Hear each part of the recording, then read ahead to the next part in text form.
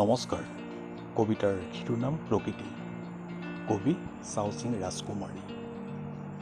তই বুলিলে বুকুলৈ উজাই আহে এটা সেউজীয়া সপোন, আলৈ অঠানিকৈ জিৰণিলৈ ভাগৰুৱা দাপোন।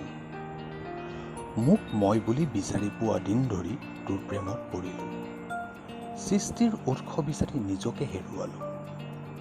অচিনাকি চৰাইজনীৰ কিৰিলিত হৃদয়ৰ বাঁহীটোত কঁপনি উঠে, মনলৈ ঢপলিয়াই আহে এটা গৰখীয়া জীৱনৰ উপমাই।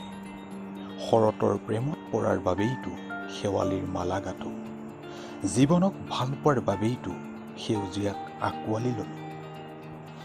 যান্ত্ৰিকতাৰ বকিয়া বগাই এতিয়া কেনেকৈনো তোৰ খবৰ সোধো শ্যামলীমা। দোকান ওনালেই যে শুনো তোৰ মৰণৰ চিৎকাৰ, চকু মেলিলেই যে দেখোঁ তোৰ বুকুৰ পৰা ছিটিকি পৰা তেজৰ চেকুৰা। তথাপিও তই মোৰ চোতালত সিঁচি দিয়া আশাৰ দুবৰিখিনি সেউজীয়া হৈয়ে আছে।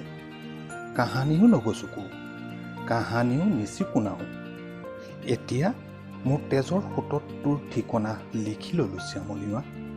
তই বুলিলে বুকুলৈ উজাই আহে এটা সেউজীয়া সপোন,